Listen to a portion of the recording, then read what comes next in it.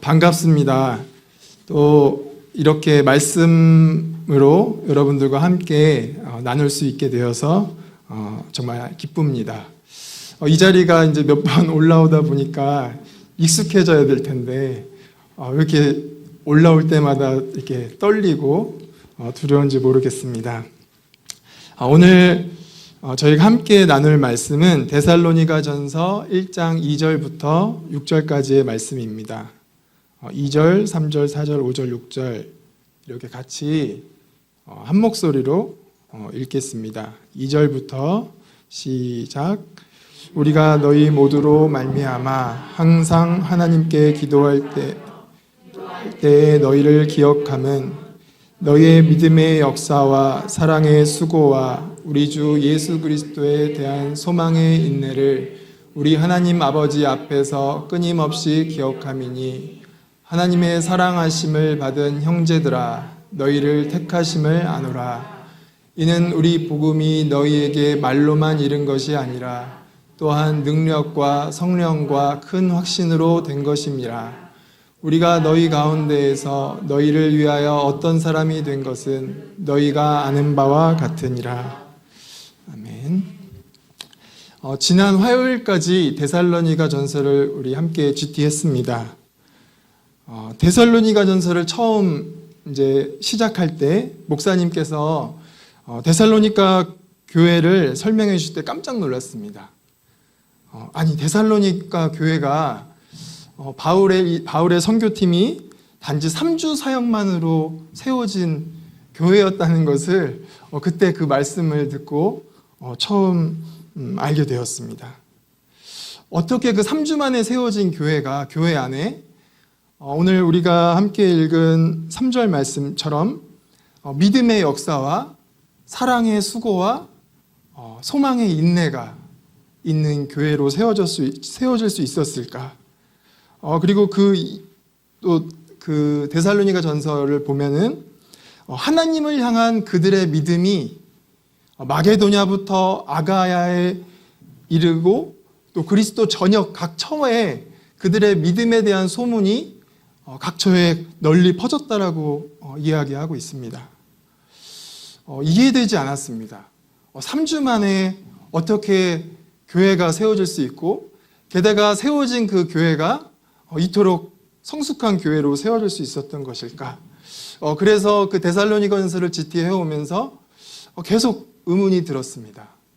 아니 나는 중국에서 오랜 시간을 보내왔지만 아무 일도 일어나지 않았습니다. 3주는 고사하고 한 달, 1년, 5년, 10년, 15년 되게 오래 있었네요. 그런 오랜 시간이 있었음에도 불구하고 아무런 일이 일어나지 않았습니다. 그래서 너무 배가 아팠습니다. 왜 데살로니가 이 교회는 바울의 3주 만의 사역으로 그토록 견고하게 세워질 수 있었을까? 그래서 끊임없이 질문하기 시작했습니다. 먼저 데살로니가 교회가 어떻게 세워졌는지 우리 목사님의 설교를 잠깐 리뷰했으면 좋겠습니다. 데살로니가 교회는 바울의 2차 선교 여행을 통해서 세워집니다. 1차 선교 여행은 유럽을 향해서 디귿자 모양의 터키 반도 동부 지역 갈라디아 지역에서 주로 사역했다라면 이제 1차 사역을 마치고 2차 선교 여행을 떠나게 됩니다. 이제 동부 지역을 마쳤으니까 자연스럽게 서부 지역, 그 서부를 마치고 이제는 자연스럽게 바다를 건너 그리스 이렇게 가는 게 어떻게 보면 순서대로 우리가 생각할 수 있는 거였습니다. 바울도 그랬던 것 같습니다. 바울도 1차 사역 때는 동부 지역을 마쳤으니까 이제는 서부 지역으로 가야겠다라고 생각했던 것 같습니다. 그렇게 2차 사역 시작을 터키 반도 서부 지역, 소아시아 지역으로 이동하게 됩니다. 하지만 성령님께서 이곳저곳에서의 바울의 사역을 막히게 하십니다. 더 이상 진행되지 못하게 하십니다. 그런 중에 여러분들이 잘 아시는 건너와서 우리를 도우라는 마게도냐인의 환상을 보게 되고 그 환상을 통해서 하나님의 인도하심이라 여기고 그 인도하심에 순종해서 그리스도 북부 지역인 마게도니아로 2차 선교 여행을 가게 됩니다. 터키 반도의 서부 지역 소아시아는 3차 선교 여행을 통해서 사역하게 됩니다. 그때 목사님이 그런 말씀 하셨죠. 1, 2, 3의 순서가 아니라 1 건너뛰고 3, 2 이런 순서로 사역을 하게 됩니다. 하나님의 뜻과 하나님의 계획은 우리의 생각과 우리의 계획과 너무나 많이 다른 것을 우리는 참 많이 경험하게 됩니다. 하지만 중요한 것은 우리가 우리의 생각과 우리의 계획이 아닌 하나님의 뜻을 따라서 순종해야 한다는 것입니다.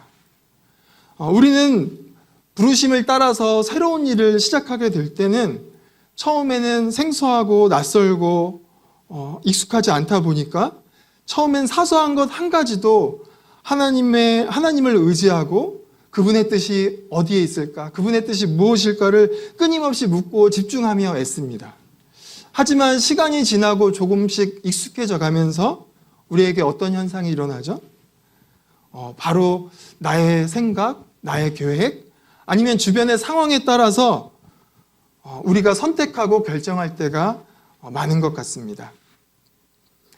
우리의 익숙해진 그 일상 속에서 우리는 늘 깨어서 하나님의 세밀한 하나님의 그 음성에 우리는 민감히 반응해야 합니다. 저와 여러분이 그 음성에 익숙해진 이 일상 속에서 그 음성에 민감히 깨어있기를 저와 여러분에게 축복합니다. 바울은 합리적이고 순리적으로 사역한 것이 아닙니다. 주님의 인도하심과 주님의 음성을 따라서 민감히 깨어 그 음성에 반응하고 그 음성에 반응한 자로 살아갔습니다. 그런 바울이 이제 마게도냐로 건너가서 처음 사역한 곳은 빌립보입니다. 빌립보에서 여러분 어떻게 되었을까요? 마게도냐인의 건너와 우리를 도우라는 그 말씀, 그 환상을 보고 순종해서 바다를 건너 그리스도 북부 지역에 오게 됩니다. 빌립보에 오게 됩니다. 하나님의 말씀에 순종하여 내가 나왔더니 바울을 기다리고 있었던 건 물론 하나님의 열매, 하나님이 예비하신 그 영혼들, 루디아를 비롯해 수많은 그 영혼들을 만나게 하셨지만 그를 기다리고 있었던 것은 심한 매질과 고난과 환난이었습니다. 좀 저에게 익숙한 것들 아닌가요? 우리가 하나님의 말씀에 순종하여 내딛는 그 발걸음 속에도 하나님께서는 그 가운데 고난과 환난을 저희들 가운데 허용하십니다. 그 가운데에서 하나님께서 무엇인가를 작정하고 계시고 하나님께서 그 가운데에서 저희들 안에 무언가를 만들고자 하시는 것이 있음을 저희는 믿고 있습니다. 그 박해 속에서 바울은 빌립보를 떠나게 됩니다. 빌립보를 떠나서 이제 빌립보 교회가 세워졌죠. 빌립보를 떠난 이후에 간 곳이 오늘 저희가 함께 나눈 데살로니가 교회입니다. 데살로니가 교회는 바울이 길게 사역하지 못했습니다. 아까 말씀드렸듯이 3주간의 사역만으로 세워진 교회입니다. 3주 동안 뭘 할 수 있었을까요? 이제 안면 좀 튀고 제가 이제 중국에서 이제 다음 세대 교회에 이렇게 오래 함께 예배하며 함께 오랫동안 시간을 보낸 적은 처음입니다. 거의 이제 1년이 넘었네요, 벌써. 그 1년이 지났는데도 여전히 안면을 조금 튀었고 관계도 조금씩은 맺었지만 여전히 무언가 약합니다. 하지만 여러분도 알다시피 이 3주라는 이 시간 동안에 안면 튀고 관계 맺고 말씀 나누고 어떻게 3주 만에 교회가 세워질 수 있었을까? 설령 그렇게 세워졌다라고 하더라도 그 교회가 얼마나 연약할까요? 최근에 중국에서 하루에 1층씩, 한 층씩 그 세운 빌딩이 막 흔들려서 그 안에 있던 사람들이 혼비박산해서 막 도망가는 거 여러분들 보신 적 있나요? 하물며 이렇게 세운 그 빌딩도 지금 이제 시간이 지나서 흔들리고 있는데 3주 동안 세워진 교회가 바울 입장에서는 얼마나 염려스러울까요? 3주 만에 세워진 데살로니가 교회를 우리 말씀을 통해서 보았습니다. 다시 한번 우리가 함께 볼까요? 데살로니가전서 1장 3절과 4절입니다. 여러분들이 한번 읽어주시겠어요? 데살로니가전서 1장 3절 시작.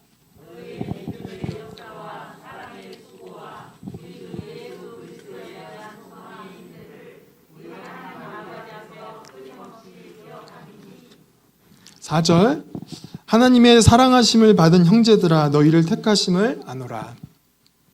이 구절을 보면 고작 3주 만에 사역으로 세워진 데살로니가 교회에 믿음의 역사, 사랑의 수고, 소망의 인내의 모습이 있다라고 말하고 있습니다.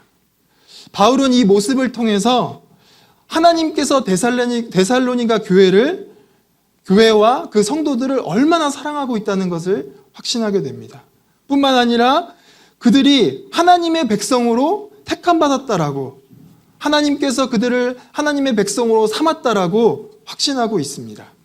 그 모습을 보고 또 고린도후서 8장 1절과 2절을 보면 제가 읽어드릴게요. 고린도후서 8장 1절과 2절을 보면 형제들아 하나님께서 마게도냐 교회들에게 주신 은혜를 우리가 너희에게 알리노니 환난의 많은 시련 가운데에서 그들의 넘치는 기쁨과 극심한 가난이 그들의 풍성한 연보를 넘치도록 하게 하였느니라. 마게도냐 교회는 빌립보 교회와 데살로니가 교회를 이야기합니다. 마게도냐 교회를 고린도 교회에 칭찬할 정도입니다.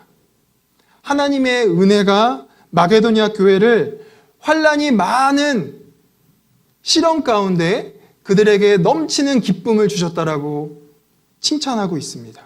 뿐만 아니라 극심한 가난 속에서도 그들의 풍성한 연보를 넘치도록 하였다라고 또 칭찬하고 계십니다. 여러분, 단지 3주 만의 사역으로 가능한 일일까요? 그 3주 동안 도대체 어떤 일이 있었길래 3주 만의 사역으로 그리스도 저녁에 그들의 믿음에 관한 소문이 널리 퍼질 정도였을까요? 정말 궁금하지 않으시나요? 네, 오늘 함께 읽은 우리 데살로니가 전서 1장 5절과 6절을 보면 우리가 한번 추측해 볼 수 있습니다. 5절 함께 읽겠습니다. 이는 우리 복음이 너희에게 말로만 이른 것이 아니라 또한 능력과 성령과 큰 확신으로 된 것임이라. 우리가 너희 가운데에서 너희를 위하여 어떤 사람이 된 것은 너희가 아는 바와 같으니라. 네. 단 3주간의 사역이었지만 5절에서 그러한 열매를 맺은 데살로니가 교회가 바로 능력과 성령과 큰 확신으로 된 것이라고 말해주고 있습니다. 아직 읽진 않았지만 7절 말씀인가요? 6절 말씀이었던가요? 그들이 성령의 기쁨으로 말씀을 받았다라고 이야기를 하고 있습니다. 성령의 기쁨과 큰 확신과 큰 능력을 데살로니가 교회, 데살로니가 성도들에게 주셨다라고, 그 성령님께서 세우신 교회라고 이야기하고 있습니다. 여기에서 어느 정도 좀 답을 찾았던 것 같습니다. 도대체 어떻게 3주 만에 교회를 세울 수 있지? 이렇게 견고한 온전한 교회를? 비슷한 예가 우리 민족교회에도 있습니다. 목사님께서도 예로 말씀해 주셨었는데 평양 대부흥운동이 그렇습니다. 1907년 평양 대부흥을 통해서 우리 민족의 영적인 각성과 영적인 부흥이 일어났습니다. 2주간의 사경회, 특별히 마지막 그 날 성령의 강력한 임재하심으로 큰 능력과 큰 확신이 임했습니다. 그것을 경험한 자들을 통해서 우리 민족의 영적인 각성과 대부흥이 일어난 것입니다. 선교사들의 수년간의 헌신과 희생의 사역이 있었지만 당시 기록을 보면 조선인들의 그들의 해왔던 그 삶, 마음의 습관, 변화시키지 못했다라고 이야기합니다. 세례를 받고 영접했다라고 이야기하지만 그들의 삶을 전인격적으로 변화시키지 못했다라는 그런 기록이 있습니다. 이에 좌절하고 침체했던 선교사들도 있습니다. 한 예로 로버트 하디라는 의료 선교사가 있습니다. 캐나다에서 온 아주 유능한 의사 선교사였는데 조선에 와서 수년간 사역을 했지만 실패한 것만 같은 사역이 지속됐습니다. 그 사역이 지속되자 그에게 들었던 생각은 이 실패의 모든 탓은 미개한 조선인들에게 있다라고 생각했습니다. 이 민족은 절대로 구원받지 못할 거라는 저주스러운 생각까지도 했다라고 기록하고 있습니다. 그의 마음이 로버트처럼 딱딱하게 굳어졌습니다. 그러던 중에 작은 기도 모임에 참석하게 되고 그 작은 기도 모임에서 성령의 강력한 임재하심을 경험하게 되면서 그가 스스로 조선인들을 향해서 가졌던 그 저주스러운 생각들을 회개하게 되고 자복하게 되면서 그가 조금씩 바뀌게 되었습니다. 그러면서 이어서 1907년도 그때 사경회를 섬기게 되었는데 그 2주간의 사경회에 성령님께서 그 개인에게 임하신 그 성령님의 역사뿐만 아니라 거기에 참석한 그 모든 사람들이 알아차릴 만한 성령의 임재하심, 강력한 성령의 임재하심이 일어나게 됩니다. 그 임재하심을 통해서 우리 민족의 영적인 각성과 대부흥, 우리 조선인들이 마음이 전인격적으로 변하게 되고 마음의 습관이 변하게 되고 진정으로 하나님의 또 예수님의 제자가 되어지는 그러한 불씨가 지펴지게 되었습니다. 성령님의 그런 강력한 일하심을 경험한 선교사들은 이런 고백을 했다고 합니다. 정확한 워딩은 아니지만 대략 이러합니다. 우리의 수년간의 헌신이 아니라 성령님의 단 2주 만의 사역이 이들을 변화시켰다. 그들의 이러한 고백은 당시의 강력한 경험과 그 이후 일어난 놀라운 변화들에 대해서 크게 감격하면서 그 감격에 의한 고백일 것입니다. 하지만 사실 그렇지는 않습니다. 사실 성령님께서는 그 2주간의 짧은 시간 동안에 강력하게 임재하셨고 역사하셨지만 성령님께서는 혼자 일하시지 않습니다. 하나님을 신실히 따르는 주의 종들을 통해 일하신 것입니다. 비록 그들이 그 헌신과 희생 가운데 실패하고 좌절하였지만 성령님은 실패한 자들에게 찾아오시는 영이십니다. 우리가 성공할 때, 우리가 잘 나갈 때 오시는 영이 아닙니다. 그리스도의 말씀, 그리스도의 영을 따라 헌신하고 수고했지만 그럼에도 불구하고 실패하고 좌절하여 절망하고 있을 때 그때 찾아오시는 영이 바로 성령님이신 겁니다. 하나님을 신실히 따르는 자들에게 성령님께서 찾아오셨습니다. 강력하게 임재하셨습니다. 말씀과 그 기록을 보면 그 당시에 조선에 온 선교사님들의 기록을 보면 말씀과 또 환상으로 그 부르심으로 조선에 왔다라고 합니다. 어떤 분은 중국에 가는 중에 배가 자초되어서 그냥 등 떠밀려 조선에 온 분들도 계십니다. 하지만 그 가운데 나의 부르심은 조선이구나 라고 하며 사역하신 분들도 계십니다. 성령님께서는 그렇게 말씀과 환상을 따라 순종하여 나아온, 그리고 그 말씀을 따라 순종하며 희생하고 헌신하였던 주의 종들을 통하여 일하신 것입니다. 데살로니가 교회는 어떻게 3주 만에 성숙한 교회로 세워질 수 있었을까요? 어떻게 3주 만의 사역으로 믿음의 역사, 사랑의 수고, 소망의 인내가 있는 성숙한 교회로 세워질 수 있었을까요?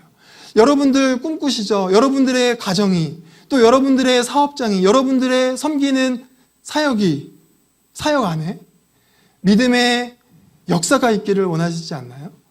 사랑의 수고가 있기를 원하시지 않나요? 소망의 인내가 있기를 원하시지 않나요? 어떻게 데살로니가 교회에 세워져 있을 수 있을까? 이 질문을 품고 묵상하면서 생각난 속담이 있습니다. 오늘 나눔의 제목인데, 콩 심은 데 콩 나고 팥 심은 데 팥 난다. 여러분, 콩 심은 데 콩 나고 팥 심은 데 팥 납니다. 하나님의 역사입니다. 콩 심은 데 팥 나고 팥 심은 데 콩 나는 거, 물론 하나님의 역사입니다. 하지만 일반적으로 더 많은 경우는 콩 심은 데 콩 나고 팥 심은 데 팥 나는 게 하나님의 역사입니다. 말씀 중에도 비슷한 구절이 있습니다. 갈라디아서 6장 7절에서부터 9절을 보면, 7절. 정말 빨리 찾아주시네요. 7절. 사람이 무엇으로 심든지 그대로 거두리라. 무섭죠? 자, 8절. 자기의 육체를 위하여 심는 자는 육체로부터 썩어질 것을 거두겠고, 성령을 위하여 심는 자는 성령으로부터 영원한 것들을 거두리라고 이야기하고 있습니다. 그러면서 9절에 낙심하지 말라고 합니다. 하나님의 선한 일들을 하면서 낙심하지 마라. 포기하지 말고 인내해라. 때가 이르면 거두리라. 때가 이르면 반드시 거두리라고 이야기를 해주고 있습니다.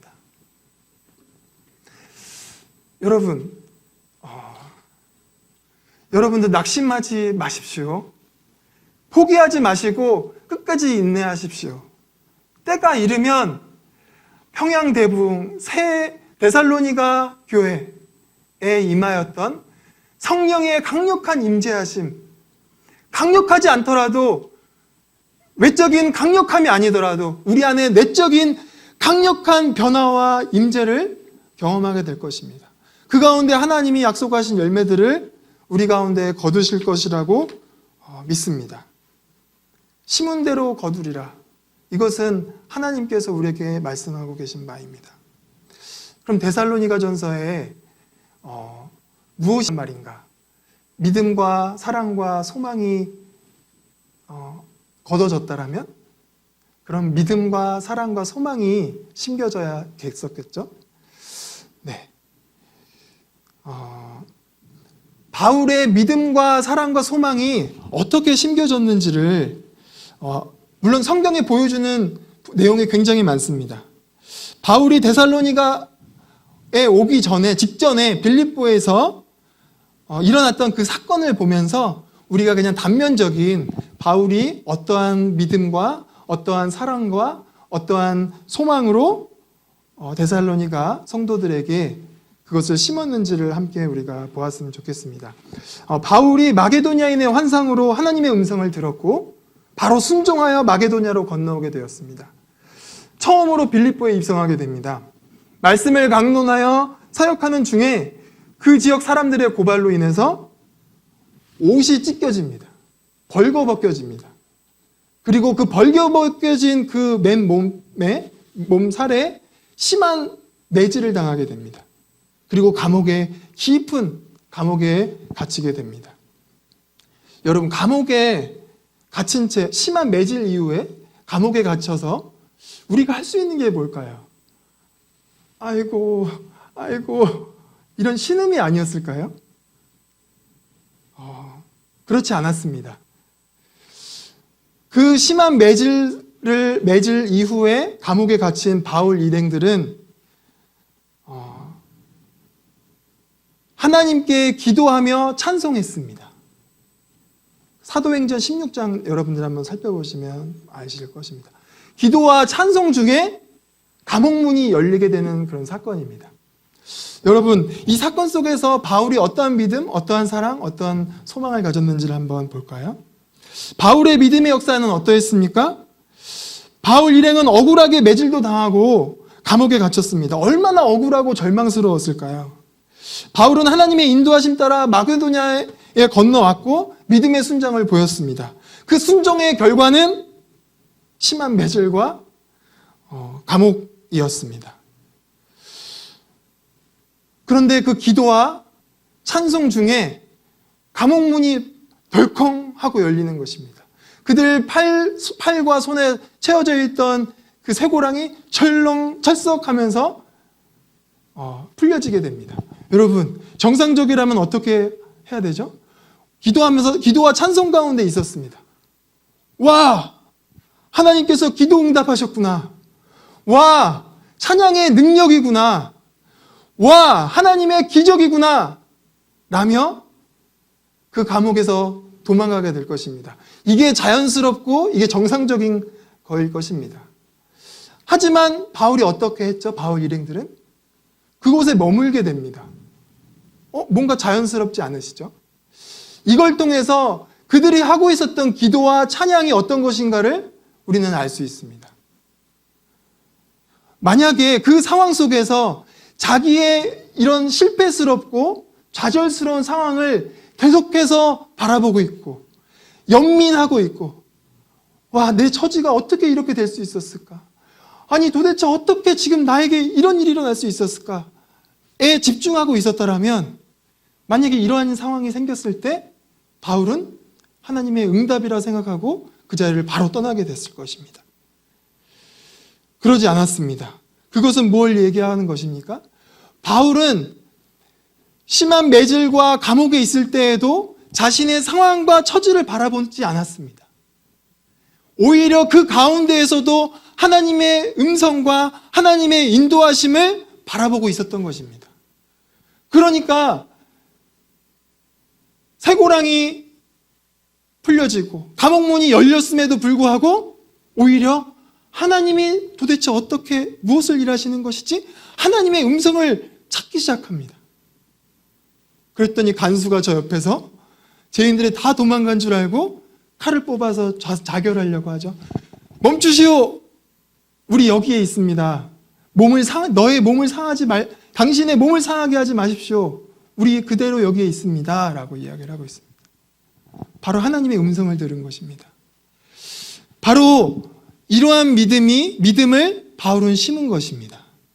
바울은 자신의 상황과 처지, 자기에게 주어진 고난과 환난에 집중하고 있었던 것이 아니라 하나님의 음성, 모든 상황 속에서의 하나님의 음성, 모든 상황 속에서의 하나님의 인도하심에 집중하고 있고 바라보고 있었던 것입니다. 그게 바로 바울의 믿음의 순종, 믿음의 역사였던 것입니다. 바울의 사랑의 수고는 어떠합니까? 아까 잠깐 이야기했듯이 감옥을 지키던 간수가 이제 다 도망간 줄 알고 칼을 빼서 자결하려고 했을 때 바울은 크게 소리 질러서 네 몸을 상하게 하지 마라. 간수를 말리고 있습니다. 여러분, 감옥에 있으면서 간수에게 좋은 감정이 있을 수 있을까요? 바울은 그가 만나는 그 모든 사람들에 대해서 하물며 그것이 그의 원수, 그를 모욕하고 그를 넘어뜨리는 자임에도 불구하고 더 이상 바울의 시선은 자신의 처지, 자신의 감정에 있지 않았습니다. 자신의 감정에 근거한 사랑이 아니었고 오히려 죽으신 예수 그리스도, 그를 위하여 독생자 예수 그리스도를 보내신 하나님의 사랑, 그 사랑으로 사람들을 대하고 있었습니다. 그 사랑으로 수고하고 헌신하고 희생하고 있었던 것입니다. 데살로니가전서 2장, 3장을 보면 데살로니가 교회를 향해서 바울이 어떠한 사랑을 했는지 우리는 볼 수 있습니다. 2장 8절을 보면 우리가 이같이 너희를 사모하여 하나님의 복음뿐 아니라 우리의 목숨까지도 너희에게 주기를 기뻐함은 너희가 우리의 사랑하는 자 됨이라. 9절에는 밤낮으로 일하면서 너희에게 하나님 복음을 전하였노라 라고 이야기를 하고 있습니다. 제가 중국에서 치명적인 그 실패의 원인을 이 말씀을 통해서 본다라면 저는 피상적인 복음 사역을 했던 것 같습니다.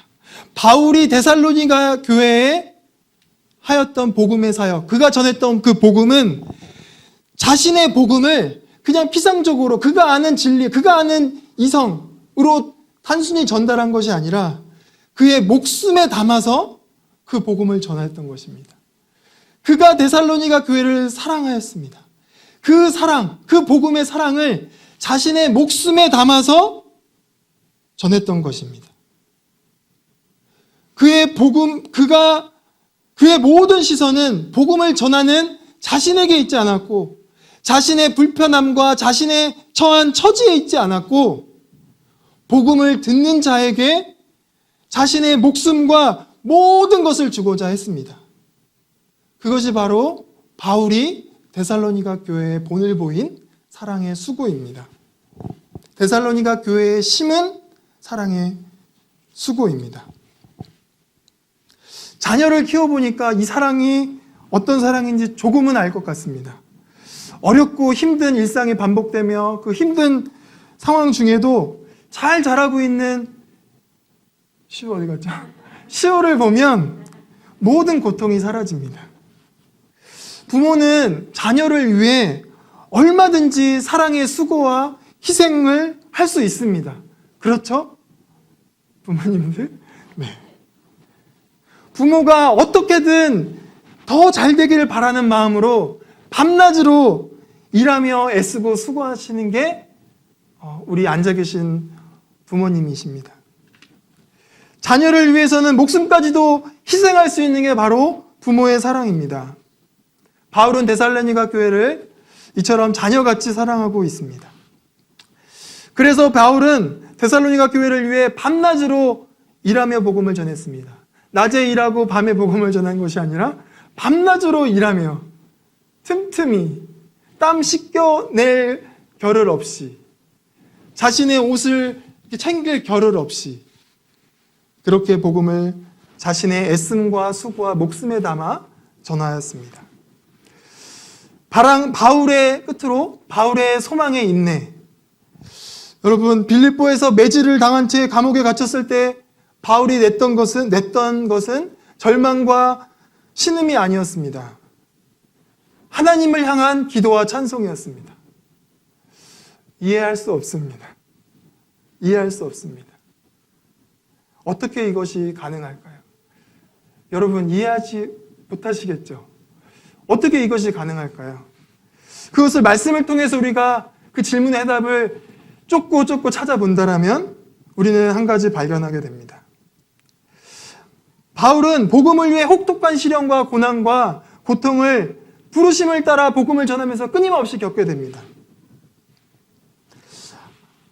하나님을 믿는 믿음으로 세상과 완전히 구별한 삶을 살면서 부르심을 따라 복음을 전하고 있었지만 그에게도 모든 궁핍이 찾아오게 되고 모든 환난이 찾아오게 됩니다.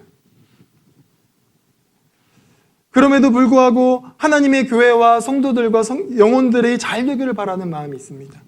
그럼에도 불구하고 사랑의 수고와 희생에 따르는 삶을 살고 있습니다.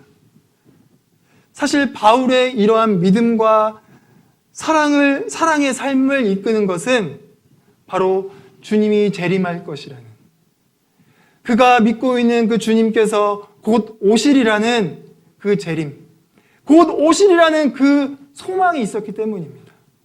그리고 그를 그에게 주신 그 구원, 이미 그의 안에 이루신 그 구원,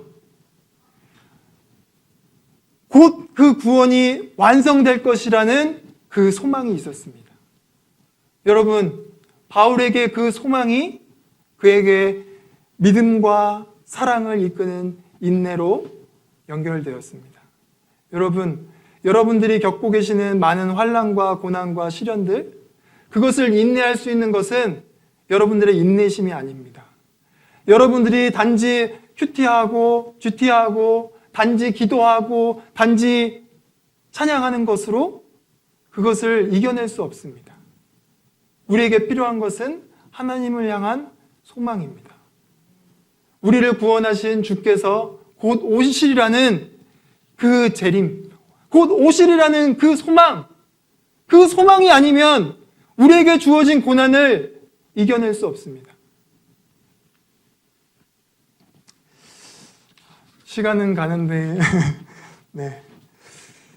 끝으로 성령 하나님의 일하심은 우리가 두 가지로 볼 수 있습니다. 성령 강림 주일이죠. 성령이 강림하시는 드러내신 역사. 데살로니가 교회와 평양의 대부흥에 일어났던 성령님께서 누구도 부인할 수 없는 우리들 앞에 드러나시는 성령님이 드러나시는 역사. 하지만 여러분 간과하지 않아야 될 것은 감추어진 역사가 있습니다. 하나님의 영은 운행하시느니라. 여러분 저희 교회의 표이지만 여러분 이 운행하심을 매번 여기 오실 때마다 보시나요? 이 글귀만 보시지 않나요? 하지만 여러분 왜 그러신 줄 아세요? 성령님께서 감추어진 채 우리들 안에서 감추어진 채 운행하고 계시기 때문입니다. 여러분들 우리는 그것을 볼 수 있어야 합니다. 우리는 그렇게 기도합니다. 하나님과 함께하는 삶을 살고 싶습니다. 하나님, 내가 하나님을 경험하는 삶을 살고 싶습니다. 여러분, 제가 여러분들의 정확하고 확실하고 백발백중인 방법을 알려드리겠습니다. 그것은 내가 하고 있는 일, 내가 계획하고 있는 일에 하나님을 초청하는 것이 아니라 내 주변에서 이미 하나님께서 하고 계신 그 일들 속에 내가 동참하게 될 때 우리는 하나님의 일들을 하나님과 동참하게 되는 것입니다. 여러분들, 우리 공동체 안에 어떤 일들이 있는지를 살펴보십시오. 돌아보십시오. 우리의 처지와 상황들과 우리의 환난이 빨리 해결되기를 바라기보다는 그러면 자칫 우리는 하나님의 영이 운행하시는 것을 경험하지 못할지도 모릅니다. 오히려 우리 주변에 일하고 계시는 하나님의 일하심들을 살펴보십시오. 우리의 굶주려 있는 다음 세대들, 유초등부를 비롯해 영유아부, 중고등부, 청년부, 그 가운데 일하고 계시는 하나님의 일하심을 여러분 이번 주에는 한번 돌아보십시오. 하나님이 어떻게 일하고 계신지, 하나님의 영이 그곳에 어떻게 운행하고 계신지, 여러분들이 그 운행하심을 목격하게 됐을 때 여러분들이 믿음의 결단, 여러분들의 삶을 정하고 여러분들의 삶을 자신의 향한 그 삶을 하나님께로 돌렸을 때 우리는 하나님과 동행하는 삶을 자연스럽게 살게 되는 것입니다. 뿐만 아니라 우리 내면에서 일하고 계시는 그 하나님의 영에 우리는 귀 기울여야 합니다. 하나님은 우리의 고난과 환난과 시련에서 해방하게 하시기보다는 오히려 더 많은 성경의 더 많은 내용에서는 그 고난과 환난과 시련 안에서 생명의 영원한 것들을 채우기를 원하십니다. 그것을 채우기를 일하시는 분이 성령님께서 감추신 채, 우리 안에 감추신 채 하고 계시는 역사입니다. 우리 가정 안에 얼마나 많은 다툼과 시련과 고난이 있으신가요? 여러분, 그것을 외면하지 마십시오. 네. 큰일 날 뻔했습니다. 네. 여러분, 부부 안에서 이루어지는 그 많은 고통과 시련과 고통들, 여러분들 외면하시지 마십시오. 그 가운데 감추신 채 역사하고 계시는 그 하나님의 일하심에 귀 기울이십시오. 그 운행하심에 여러분들 동참하시는 여러분들이 되실 수 있기를 바랍니다. 여러분, 성령님께서는 여전히 열방 가운데 평양 대부흥과 같은 데살로니가 교회 같은 그러한 일들을 이루시기를 원하십니다. 그래서 우리를 부르신 것입니다.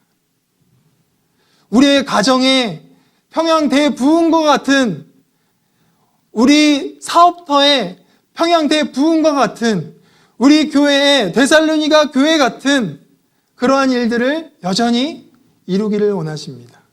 그래서 저와 여러분들을 부르신 것입니다. 부르셔서 우리 안에서 하고 계신 그 일들은 바로 믿음과 사랑과 소망이 자라나도록 운행하고 계시는 것입니다. 저와 여러분들은 말씀을 통해서 이 사실을 오늘 보았으니까 우리는 그 운행하심을 이제 바라봐야 합니다. 저와 여러분들의 고되고 수고로운 인생이라는 땅에, 그리고 고난과 시련은 상황 속에 하나님께서는 예수 그리스도를 통해 믿음과 사랑과 소망의 씨앗을 심으셨습니다. 그리고 이제는 하나님의 영이 그 땅 위에, 그 땅을 벗어나지 않습니다. 고난과 시련과 환난이라는 그 상황 속에서, 고되고 수고로운 그 인생이라는 땅 위에서 믿음과 사랑과 소망을 기르고 계십니다. 우리는 이 일하심에 날마다 깨어 반응해야 합니다. 조금 힘드시더라도 우리를 위해서 독생자 예수 그리스도를 십자가 위에서 죽게 하시고 부활하게 하신 하나님의 그 크신 사랑과 또 부활하게 하신 그 크신 능력과 그 크신 사랑과 그 능력으로 끝내는 우리 안에 구원을 이루실 그 소망을 여러분들 바라보시며 조금만 인내합시다. 갈라디아서 아까 우리가 6장 7절과 10절 보았죠? 10절 한번 보았으면 좋겠습니다. 갈라디아서 6장 10절. 갈라디아서 6장 10절. 네, 이거 제가 읽을 수 있지만 같이 읽는 게 좋을 것 같아서 여러분들 6장 10절. 좀 이상하네요. 네. 여러분들 6장 9절입니다. 여러분들 고단하시고 조금 힘드시죠? 조금만 참으십시오. 여러분들이 지금 행하고 계신 그 믿음의 역사와 믿음의 행함과 여러분들이 행하고 계시는 사랑의 수고와 여러분들이 참고 계시는 소망의 인내를 조금만 더 참아보십시오. 그러면서 낙심하지 마십시오. 조금만 참아보시며 그것을 계속 행하시되 낙심하지 마십시오. 포기하지 않으시면 하나님께서 하나님의 때에 여러분들이 기도하고 찬송하는 중에 옥문이 열리게 될 것입니다. 저와 여러분들은 그러한 믿음과 소망, 사랑과 소망을 가진 자들입니다. 그렇게 될 줄로 믿습니다. 네.